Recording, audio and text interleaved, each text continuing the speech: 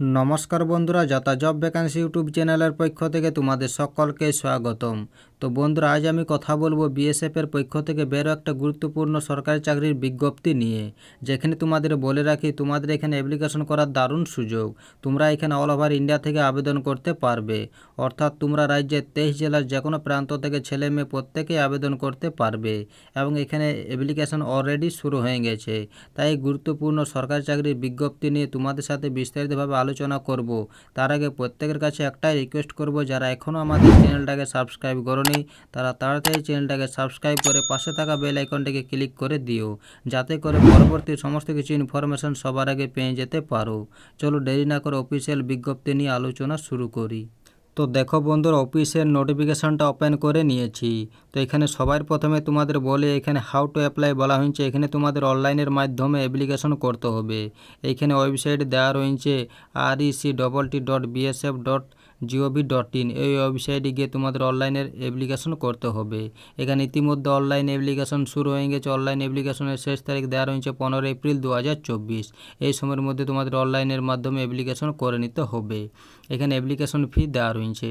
এখানে UR OBC EWS ক্যান্ডিডেটদের examination fee দেওয়া রয়েছে 200 টাকা, প্লাস সার্ভিস চার্জ দেওয়া রয়েছে প্রায় 48 টাকার মতো। এখানে তোমাদের টোটাল 248 টাকার মতো পে করতে হবে। এখানে মহিলা, এসসি, এসটি এবং এক্স সার্ভিসম্যান ক্যান্ডিডেটদের কোনো অ্যাপ্লিকেশন ফি লাগবে না। এই ফিটি তোমাদের অনলাইনের মাধ্যমে প্রদান করতে হবে। চলো এবার দেখেন এখানে পে স্কেল কী দেওয়া রয়েছে। তো এখানে পে স্কেলে তোমাদের পে ম্যাট্রিক্স লেভেল 6-এ 35,400 থেকে 1,12,400 এর মধ্যে প্রতি মাসে পে স্কেল দেওয়া হবে। সেটা 7 সিপিসিতে তোমাদের দেওয়া হবে। চলো এবার দেখেন এখানে এজ লিমিট কত দেওয়া রয়েছে। তো এখানে এজ লিমিটে ম্যাক্সিমাম এজ দেওয়া রয়েছে 30 বছর। সেটা অনলাইন অ্যাপ্লিকেশনের শেষ তারিখ অনুযায়ী ধরা হবে। এছাড়াও এখানে বয়সের ছাড় দেওয়া রয়েছে। এখানে বয়সের ছাড় দেওয়া রয়েছে এসসি এসটি ক্যান্ডিডেটদের 5 বছর, ওবিসি ক্যান্ডিডেটদের 3 বছর। এখানে এক্স সার্ভিসম্যান আনরিজার্ভ ক্যান্ডিডেট হলে 3 বছর পর্যন্ত ছাড় দেওয়া হবে। এখানে এক্স সার্ভিসম্যান ওবিসি ক্যান্ডিডেট হলে এখানে 6 বছর পর্যন্ত ছাড় দেওয়া হবে। এখানে ex serviceman SC ST candidate হলে এখানে 8 বছর পর্যন্ত ছাড় দেওয়া হবে।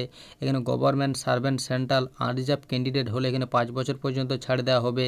এখানে government servant central OBC candidate হলে এখানে 8 বছর পর্যন্ত ছাড় দেওয়া হবে। এখানে government servant central SC ST candidate হলে এখানে 10 বছর পর্যন্ত ছাড় দেওয়া হবে। চলো এবার দেখে নিই নিয়োগটি কোথার থেকে করা হয়েছে। তো বন্ধুরা, নিয়োগটি করা হয়েছে government of India ministry of home affairs directorate general border security ফোর্সের পক্ষ থেকে। এইখানে গ্রুপ বি পোস্টে কম্ব্যাটাইজ নন গেজেট নন মিনিস্ট্রিয়াল পোস্টে নিয়োগ করা হয়েছে। এখানে বলা হয়েছে এখানে ছেলে মেয়ে প্রত্যেকেই আবেদন জানাতে পারবে। এখানে নেম অফ পোস্ট দেওয়া রয়েছে সাব ইন্সপেক্টর ওয়ার্কস। এই পোস্টে এখানে টোটাল ভ্যাকান্সি রয়েছে 13টি।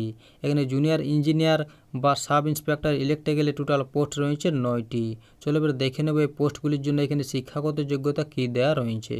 তো এখানে এডুকেশন কোয়ালিফিকেশানটা দেওয়া রয়েছে। এখানে সাব ইন্সপেক্টর ওয়ার্কস পোস্টে কোয়ালিফিকেশন দেওয়া রয়েছে। এখানে বলা হয়েছে প্রার্থীকে যে কোনো স্বীকৃতি বোর্ড বা ইনস্টিটিউট থেকে 3 বছরের ফুল টাইম ডিপ্লোমা থাকতে হবে সিভিল ইঞ্জিনিয়ারিংয়ে। এবং এখানে জুনিয়র ইঞ্জিনিয়ার বা সাব ইন্সপেক্টর ইলেকট্রিক্যাল পোস্টে কোয়ালিফিকেশন দেওয়া রয়েছে। এখানে বলা হয়েছে প্রার্থীকে যে কোনো স্বীকৃতি বোর্ড বা ইনস্টিটিউট থেকে 3 বছরের ফুল টাইম ডিপ্লোমা থাকতে হবে ইলেকট্রিক্যাল ইঞ্জিনিয়ারিংয়ে। তো এই ছিল আজকের এই সম্পূর্ণ ভিডিওটা ভালো লাগলে অবশ্যই লাইক করো এবং আমাদের চ্যানেলটাকে সাবস্ক্রাইব করে অবশ্যই আমাদের সাপোর্ট করো। আর ভিডিওটা সম্পূর্ণ দেখার জন্য তোমাদের সকলকে অসংখ্য ধন্যবাদ।